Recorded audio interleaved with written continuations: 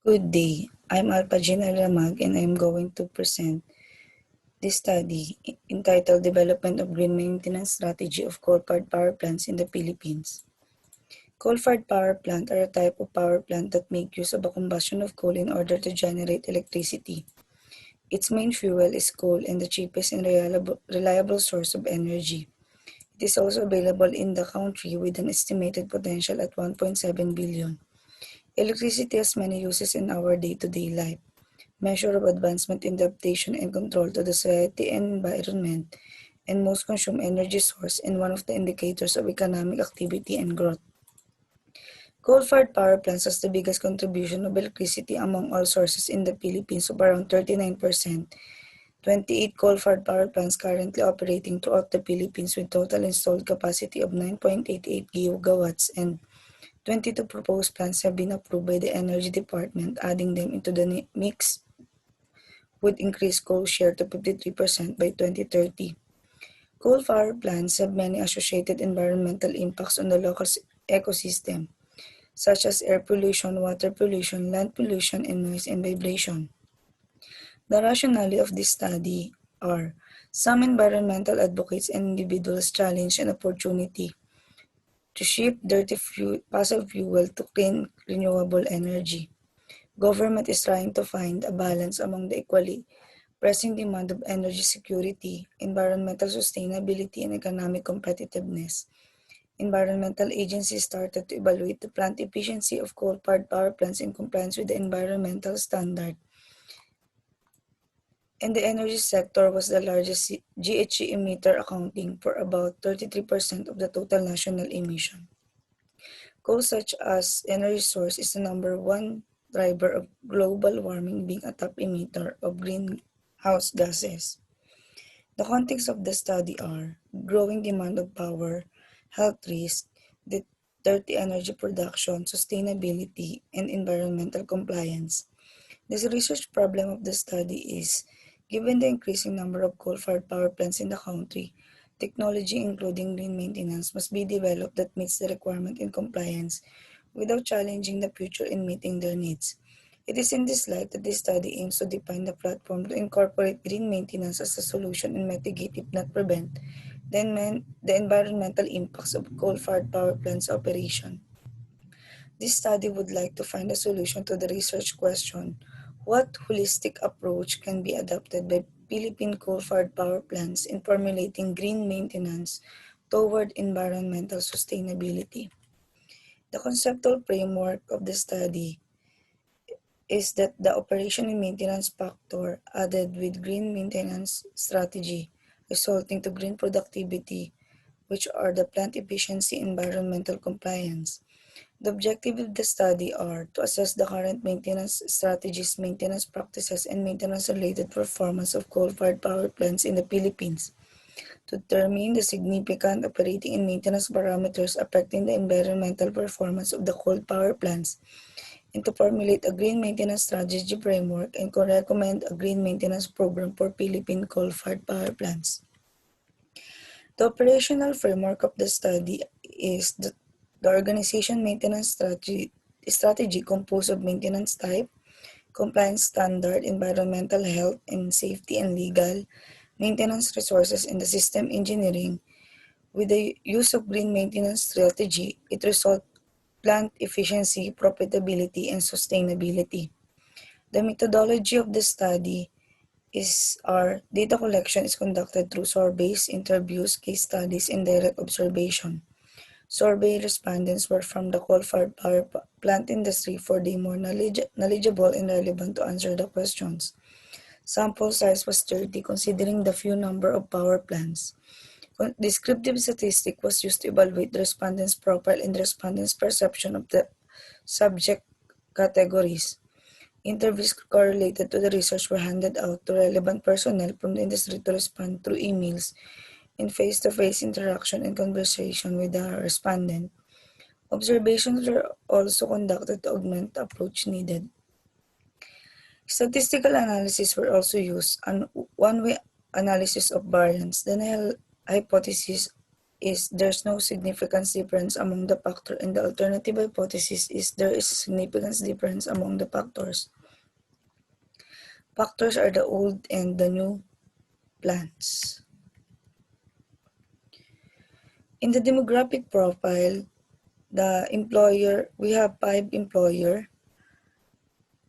plant 1, 5, plant 2, 6, plant 3, 4, plant 4, 10, plant 5, 5 respondents. The number of employees in the company are all less than 500. The positions are managerial and supervisory. The department of in the company are maintenance and operation, and the number of years in the company are almost 1 to 4 years. In the questionnaire, we have 4 categories. The lean tools used in the organizational focus on the areas when incorporating environmental sustainability, the maintenance ways that can contribute to environmental impact, and the maintenance strategy that can contribute to environmental sustainability. In this, regardless of plans where employees are, it's still not the basis of compliance to maintenance practices and strategies if the company itself has state-of-the-art facility or long-standing one, but this can be seen the maturity level of employees in the analysis on what to practice or implement in the future to have a sustainable performance in terms of maintenance aspects. For the lean tools, it can be seen that the lean tools used by the organization are 5S, and the interpretation is being reviewed for improvement. It also indicates that the TPM and Kaizen are being implemented in all organizations. In the industry of power, it is implementing green productivity. And also the organization was focused on areas such as competitive advantage, making decision, organization and management, lean and green, and awareness to incorporate environmental sustainability.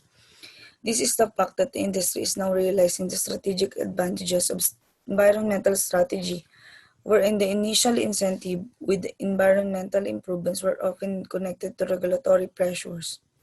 The decision support also means the environmental aspect.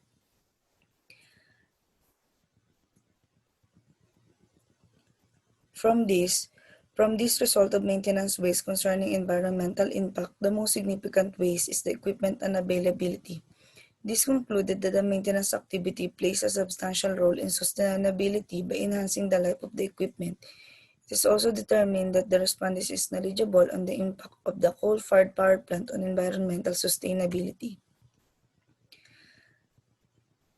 Based on the result, PM has the highest score, which showed that the reducing equipment failure has a great impact on sustainability. Based on the study, PM will optimize the equipment efficiency at minimum cost and important to lessen equipment failure or plant shutdown and corrective maintenance. It also contributes to the environmental sustainability and is widely accepted approach to the maintenance strategy because its result can be seen and analyzed, which promotes a proactive approach to maintenance. The respondents were satisfied with the status of their maintenance structure of an organization. This can be affect the working environment, direction of maintenance worker that may affect the work quality. Based on the literature, when applying for an asset management program, it is said to be that the culture should be designed to complement the effectiveness of an asset management program depends on the way people make decisions. Based on the questionnaire result, asset management has a great contribution to sustainability. This is the framework where the study established. In this framework, it is like a house that is divided into 3 parts. First is the foundation of the framework, which has the internal and external factors. The internal factors are the management support and culture transform, and the external is the community relation. Also, it shows the pillars. The environmental safety and health include policy, standard, and safety risk. And the other one is the asset management, which include maintenance management system, risk assessment, spare parts management, and lean tools. This will favor modern tools and knowledge to development to develop a maintenance program and plans that provide a level of assurance that required. Also, risk-based tools are used to address the probability of failure of an asset as well as safety. In support of asset management, lean tools are very important in promoting waste elimination, quality and continuous improvement in achieving environmental performance objective as well as the satisfaction of the customers. Also, the technology and engineering as another pillar will lead to innovative upgrades or modernization of machines. This will then transfer on the efficiency of plant. And other last pillar is the education and training, which is devoted to the employees. This will lead to the development of the skills and competencies of the employee in terms of technical capability and operation and maintenance, and create awareness of the policy and standard. The conclusion of the study or answer the objective of the study. The study identified that the coal-fired current maintenance practices were observed as being reviewed for improvement. Furthermore, the current maintenance strategies were deemed very satisfactory.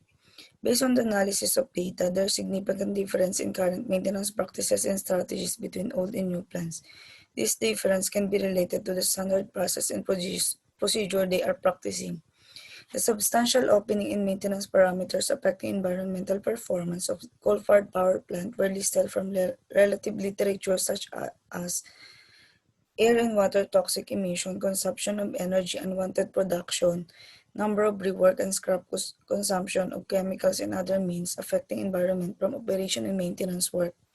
With the data gathered and analyzed, the researcher come up with a framework which objectives are to promote sustainability, including steps to reduce coal-fired power plant operation and maintenance impact on human health and the environment, increase efficiency and reduce waste, to promote health and safety productivity throughout the organization through quality maintenance and operation of coal-fired power plants, and to ensure a long-term commitment to sustainability by increasing profit and boosting the organization image.